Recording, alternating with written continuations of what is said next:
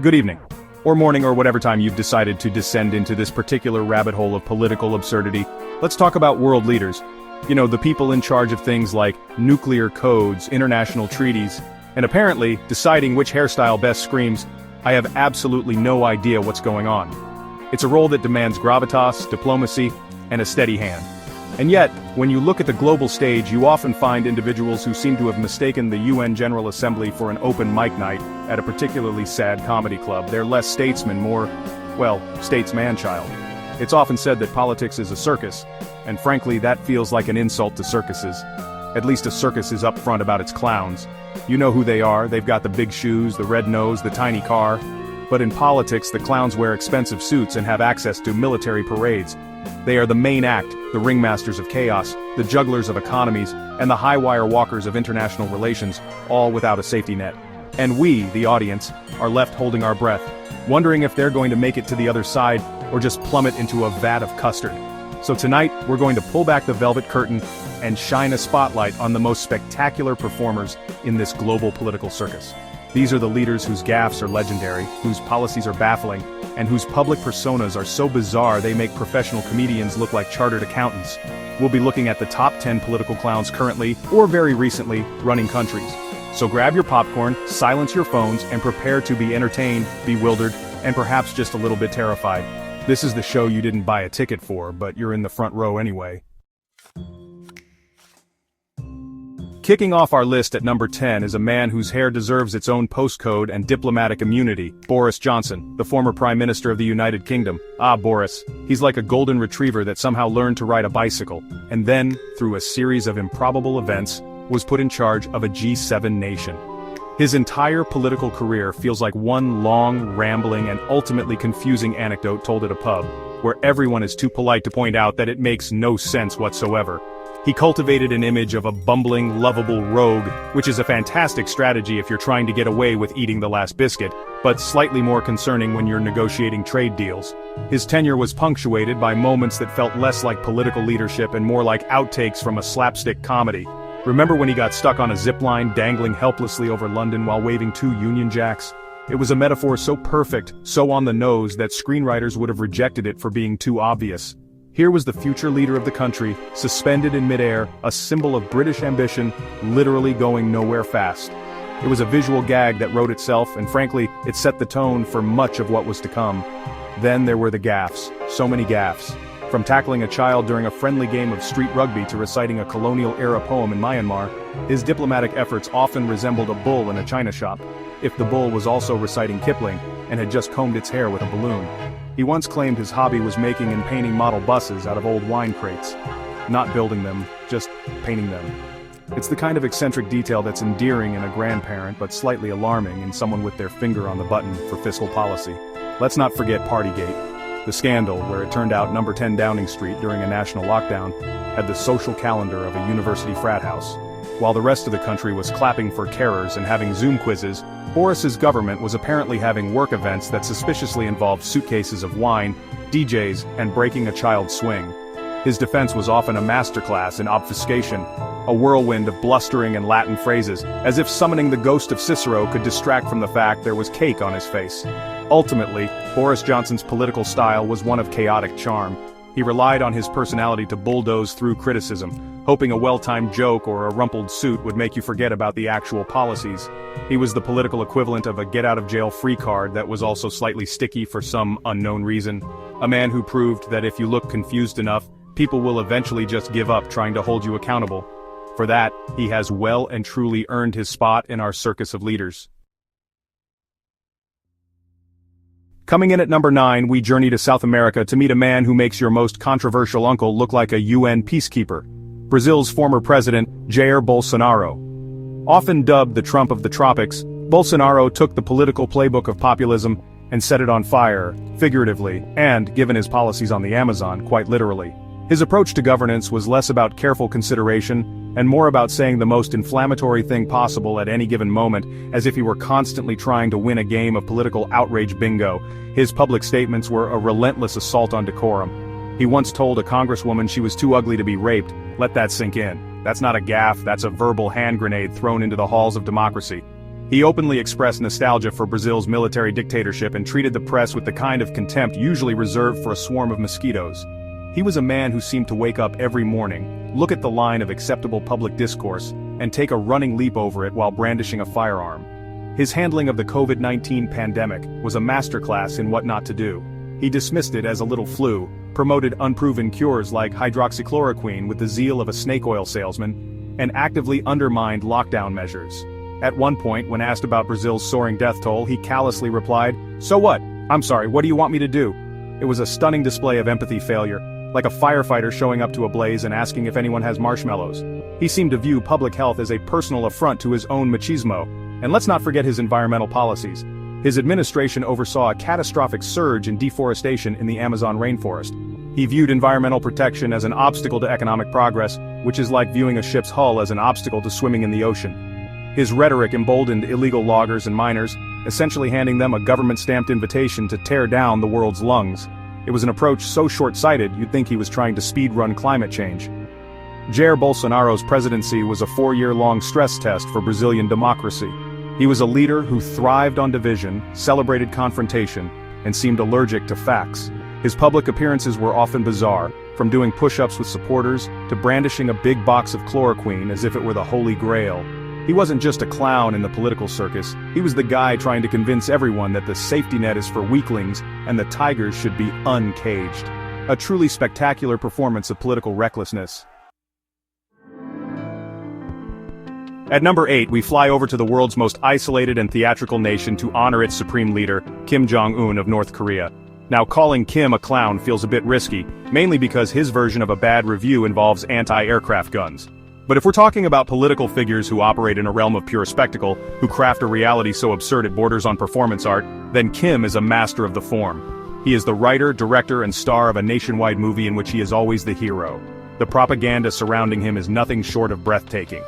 State media has claimed he learned to drive at age 3, is a world-class yachtsman, and that he doesn't need to use the toilet. That's right, apparently his body is so perfectly efficient it produces no waste. It's a level of myth-making so audacious, you almost have to admire the sheer nerve. It's not just spin, it's creating an entirely new branch of human biology exclusively for one person. It's the ultimate power move, being too supreme to poop.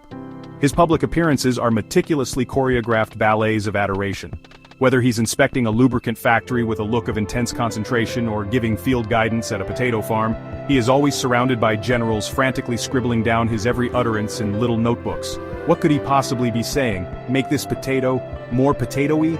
This lubricant requires more lubrication? The image of these high-ranking military officials acting as his personal stenographers is a perfect visual of his absolute power and the absurdity that sustains it. Then there's his unique sense of style. The high and tight haircut, the Mao suits, the occasional wide-brimmed straw hat, it's a look that screams approachable dictator. He projects an image that is simultaneously menacing and slightly goofy, particularly when he's seen riding a white horse up a sacred mountain, a scene so over the top it looks like a rejected poster for a fantasy movie. It's propaganda, yes, but it's also a form of high camp. He is the living embodiment of a state-sponsored personality cult, and the personality is, well, it's a lot. From his bromance-turned-breakup with Dennis Rodman to his theatrical summits with Donald Trump, Kim has a flair for the dramatic on the world stage. He understands the power of imagery, whether it's a missile launch or a handshake. He is a leader who rules through fear, but also through a carefully constructed and utterly bizarre narrative. In the circus of global politics, Kim Jong-un isn't just a clown. He's the enigmatic magician who makes dissent disappear and pulls missile tests out of a hat. And for that, he absolutely makes our list.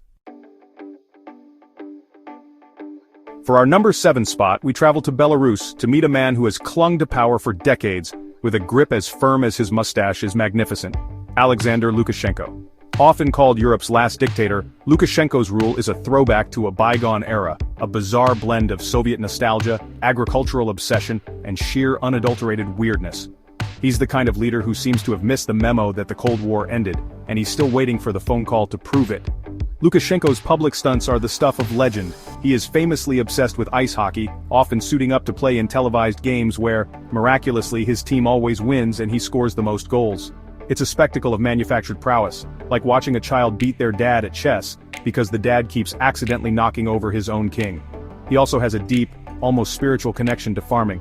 frequently appearing on state TV giving stern advice on potato harvesting or milking cows, as if the fate of the nation rests on the proper aeration of its soil. His response to the COVID-19 pandemic was, uniquely, Lukashenko. While the world locked down, he prescribed a folk remedy of drinking vodka, driving tractors and visiting saunas. Yes, his official public health advice was to get drunk and sweat it out. He dismissed fears of the virus as a psychosis and hosted a massive military parade in the middle of the pandemic. It was a level of denial that made other science-skeptic leaders look like cautious epidemiologists. He wasn't just ignoring the science, he was challenging the virus to a fistfight in a steam room. His outlandish claims don't stop there. He has lectured his ministers on the importance of proper nutrition by holding up different kinds of bread, and once claimed to have single-handedly foiled a foreign plot to overthrow him that was, apparently, cooked up in a Zoom call between Warsaw and Washington.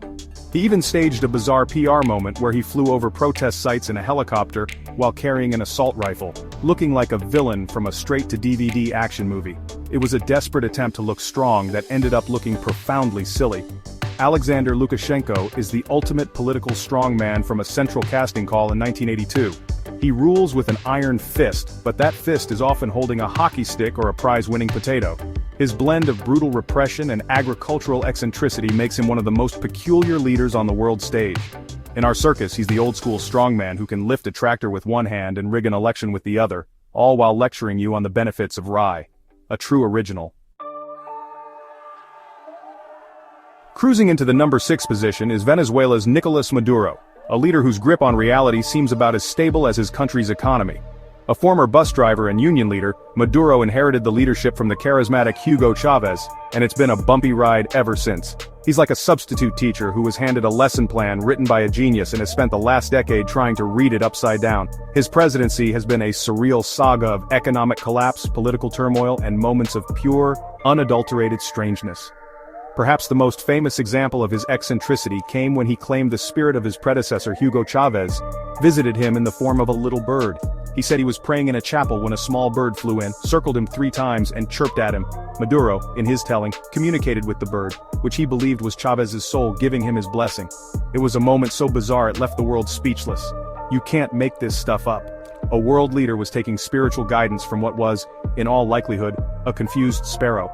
His public appearances are often a spectacle of denial. While his country faces hyperinflation, food shortages, and a humanitarian crisis, Maduro will appear on television dancing salsa with his wife or promoting a government-sponsored rap song about the glory of his administration. It's a jarring disconnect from reality, like the band playing on the Titanic. But if the band was also insisting the ship was actually a submarine, and everything was going according to plan, his solution to hyperinflation was to simply lop zeros off the currency, a move as effective as trying to lose weight by changing the numbers on your scale. Maduro also has a penchant for conspiracy theories that would make a late-night radio host blush. He has blamed Venezuela's problems on everything from an economic war waged by the United States to iguanas chewing through power cables to cause blackouts. Yes, he declared a war on iguanas. It's a classic strongman tactic. When your policies fail, invent a cartoonish villain to blame. It's only a matter of time before he accuses squirrels of currency manipulation. Nicolas Maduro's leadership is a tragic comedy. He presides over a nation in crisis with the detached air of a game show host, offering up bizarre explanations and musical numbers as a substitute for actual solutions. He is the ringmaster of a circus where the economy is on fire, the infrastructure is crumbling, and the main event is a man having a heartfelt conversation with a bird. For his unwavering commitment to his own alternate reality, Maduro has more than earned his spot. For our 5th-place finisher, we head to the Philippines to meet a man whose approach to diplomacy is best described as unfiltered former President Rodrigo Duterte. Before Duterte, political discourse in the Philippines had at least a veneer of civility. He took that veneer, put it through a wood chipper, and then used the remains to start a bonfire. His presidency was a masterclass in brash, profane, and often terrifying rhetoric, delivered with the swagger of a tough-guy action hero from a low-budget film. Duterte's signature policy was his brutal war on drugs, which resulted in thousands of extrajudicial killings. But it was the way he talked about it that was so shocking. He openly encouraged vigilante justice, at one point saying, "If you know of any addicts, go ahead and kill them yourself." He even boasted of having personally killed criminals when he was mayor of Davao City, claiming he used to ride a motorcycle looking for an encounter to kill. This wasn't a dog whistle, it was a foghorn of violence broadcast on every channel. His language was famously coarse. He called Barack Obama a son of a whore for questioning his human rights record. He made jokes about rape. He threatened to separate from the United Nations and burn it down. He seemed to have a personal vendetta against the very concept of diplomatic language, preferring the kind of insults you'd hear in a back-alley brawl. Listening to his speeches was like watching a Scorsese film, but with less artful cinematography and more rambling threats against drug dealers. His public behavior was just as unpredictable. He would often disappear from public view for days at a time, sparking rumors about his health, only to reappear looking disheveled and delivering a long, rambling, late-night address. He once chewed gum while meeting with the Chinese president, a breach of protocol so blatant it seemed intentional. He cultivated an image as an anti-establishment outsider, the guy who was too real for the stuffy world of politics, even when he was the most powerful man in the country. Rodrigo Duterte was a political grenade. His appeal was to those who were fed up with the status quo, and wanted someone to just get things done, no matter the cost. He was the clown who wasn't there to make you laugh, but to shock you, to offend you, and to burn the whole circus down if he felt like it. He was a populist strongman who replaced policy with profanity and due process with public threats, securing his place as one of the most unpredictable and alarming leaders of our time. At number 4, we stop in Hungary to witness the operatic nationalism of Viktor Orbán. Orbán isn't your typical bumbling clown, he's more of a dramatic, tragic clown, the Pierrot of the political stage. He styles himself as the great defender of Christian Europe, a lone warrior holding back the tide of, well, just about everything he doesn't like. Immigrants, George Soros, Brussels bureaucrats, and the concept of a free press. His speeches are not mere political addresses. They are grand, sweeping pronouncements on the fate of Western civilization. Orbán has perfected the art of the dramatic grievance. He presents Hungary as a nation under constant siege, a plucky underdog fighting against powerful, shadowy forces. His favorite boogeyman is George Soros, the billionaire philanthropist whom Orbán has elevated to the status of a supervillain, blaming him for everything from migration to economic woes. The government has spent millions on poster campaigns featuring Soros's face, turning him into a national obsession. It's a conspiracy theory so pervasive it's become official state policy. His rhetoric is steeped in over-the-top historical melodrama. He talks about defending the borders, protecting our culture, and fighting a spiritual battle for the soul of Europe. It's all very epic, very cinematic. You can almost hear the crescendo of a Wagner opera in the background as he speaks. He's not just passing a law, he's fulfilling a 1,000-year-old destiny. He's not just criticizing the EU, he's standing up to a new empire. It's politics as a grand historical pageant, with him in the starring role. This nationalism extends to some truly strange policies. His government has offered generous loans and tax breaks to families with multiple children, a policy he frames as a defense against being replaced by immigrants. It's a pro-natalist push so aggressive it feels less like a family policy, and more like a state-sponsored breeding program. He has also taken control of the media, judiciary, and universities, a process he calls building an illiberal democracy, which is a bit like calling a cage a freedom enclosure. Viktor Orbán is a master of political theater. He uses the language of crisis and cultural warfare to consolidate his power and present himself as a savior. He's the ringmaster who constantly tells the audience that the tent is about to be invaded by barbarians, and only he, with his whip and his dramatic speeches, can protect them. It's a performance of fear and nationalism that has proven depressingly effective, earning him a prominent place in our lineup of political performers. Sliding into our number 3 spot is Turkey's president, Recep Tayyip Erdogan, a man with a vision for his country as grand as his palace and a skin as thin as phyllo dough. Erdogan presents himself as a powerful, decisive leader, a neo-Ottoman sultan restoring Turkey to its former glory. But behind the strongman facade is a remarkable sensitivity to criticism. He is the political equivalent of a majestic lion that is also terrified of being tickled. His reactions to any form of mockery are honestly legendary. His government has launched thousands of legal cases against citizens for insulting the president. These insults can be anything from a critical newspaper column to a meme shared on Twitter. A doctor was put on trial for comparing Erdogan to Gollum from Lord of the Rings. A man was investigated for sharing a picture of Erdogan next to a banana. The message is clear: you can run the country, but you'd better not make fun of the guy in charge, or his legal team will descend upon you like a flock of angry seagulls. This thin-skinned approach extends beyond Turkey's borders. In 2016, a German comedian, Jan Böhmermann, read a satirical and obscene poem about Erdogan on television. What was Erdogan's response? He didn't just ignore it or issue a sternly worded statement. He invoked an obscure, century-old German law against insulting foreign heads of state and tried to have the comedian prosecuted in Germany. He literally tried to export his intolerance for satire. It was a move so petty and authoritarian it briefly made him the most talked-about man in German comedy. His public appearances are often grand displays of power, designed to project an image of unassailable authority. He built a new presidential palace with over 1,100 rooms, a sprawling complex so opulent it makes Versailles look like a starter home. He holds rallies where he speaks from enormous stages, his voice booming over seas of supporters waving Turkish flags. It's all part of the show, a carefully crafted image of a leader who is above reproach, a father to the nation who must not be questioned. Recep Tayyip Erdogan is a fascinating paradox, a leader who wants to be seen as an all-powerful sultan, but who can be rattled by a cartoon. He has consolidated immense power, reshaped his country's politics, and projects strength on the world stage. But his frantic efforts to silence every critic, no matter how small, reveal a deep-seated insecurity. In our circus, he's the fearsome lion tamer who spends most of his time chasing after audience members who whisper that his hat looks silly. Our runner-up, at number 2, is a man who needs no introduction, but who seems to desperately want one that involves explosions and a rock and roll soundtrack, Russia's Vladimir Putin.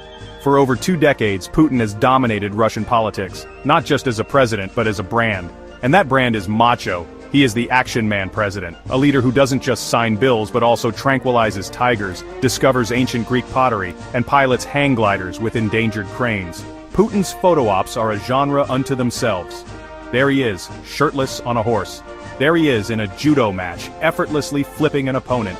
There he is, emerging from a submarine. There he is, scoring 8 goals in an ice hockey game with former NHL stars. These aren't just photos, they are carefully constructed advertisements for his own virility and competence. It's a performance of exaggerated masculinity so intense it feels like a parody. He's not just leading a country, he's auditioning for the lead role in the Expendables 5 Kremlin drift. This theatricality extends to his political maneuvers.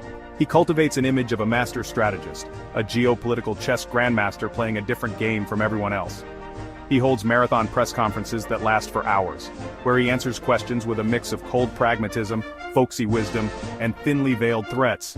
He loves a good power play, like making Angela Merkel wait for him or bringing his large dog into a meeting with her, knowing she's afraid of dogs. It's all part of the performance of being the tough guy on the world stage. And let's not forget the sheer spectacle of Russian state events under his rule. The military parades in Red Square are not just displays of hardware.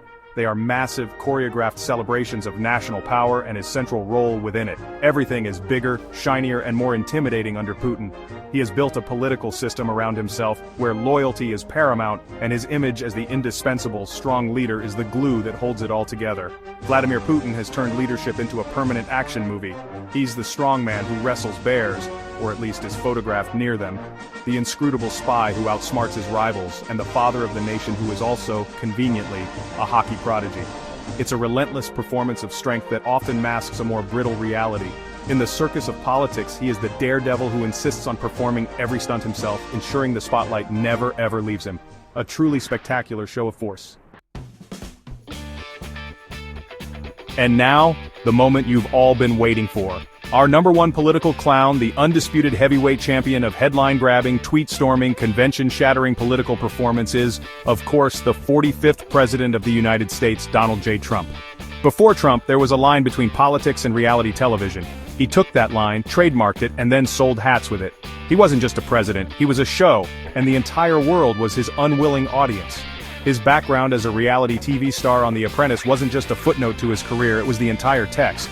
He brought the logic of television to the White House. Every day was a new episode, with new catchphrases, "Make America Great Again," fake news, witch hunt, new villains, and a new cliffhanger. He understood that in the attention economy, outrage was a more valuable currency than policy. His rallies were not political gatherings. They were live tapings, complete with call-and-response chants and merchandise sales. His use of Twitter was revolutionary. It was a direct, unfiltered fire hose of his thoughts, grievances, and policy announcements, often in the middle of the night. He would praise dictators, attack Gold Star families, and promote conspiracy theories, all before his first Diet Coke of the day. It was a communication strategy that was chaotic, exhausting, and utterly captivating. He bypassed the media by becoming the media, a one-man news cycle that never ever stopped. Then there were the antics, the surreal public appearances. Remember when he stared directly at a solar eclipse? Or when he suggested injecting disinfectant to fight COVID? Or when he threw paper towels into a crowd in hurricane-ravaged Puerto Rico as if he were shooting free throws? These weren't just gaffes, they were moments of pure, unadulterated performance art. They were so bizarre, so divorced from the expected behavior of a world leader, that they left commentators speechless and comedians struggling to keep up. Donald Trump tore up the script of American politics and replaced it with a Nielsen ratings report. He proved that you don't need experience or policy knowledge or even a basic understanding of how government works if you can put on a good enough show. He was the ultimate ringmaster of chaos, a clown who didn't just join the circus but bought it, slapped his name on it in giant gold letters, and then convinced half the audience that it was the greatest show on earth. For that, he is, without a doubt, the #1 political clown running a country. So there you have it. 10 leaders, 10 masterclasses in political absurdity, from bumbling charm to brutal bombast, from macho photo ops to talking to birds. The global stage is filled with performers who have mistaken leadership for a theatrical production. It's easy to laugh at the gaffes, the hair, the sheer weirdness of it all. And we should. Laughter is a vital response to the absurd. But behind the comedy there are, of course, real-world consequences for the people these leaders govern. Their antics affect economies, human rights, and the fate of the planet. This isn't just about entertainment. It's a reminder that the people we entrust with immense power are, at the end of the day, just people. And sometimes those people are profoundly, spectacularly strange. They show us that the line between a statesman and a showman can be terrifyingly thin. It's crucial to pay attention not just to the spectacle, but to the substance, or lack thereof, behind it. We, the audience, have a role to play too, and that's to be discerning critics, not just passive consumers of the political drama. So, as we bring down the curtain on our list, let's keep our eyes open. The political world will always have its share of characters, its divas, and its drama queens. The key is to recognize when the performance is serving the public and when it's just serving the performer's ego. Remember, sometimes the world stage really is a circus. Let's just hope the clowns don't run away with the tent. Thank you for watching. Good night.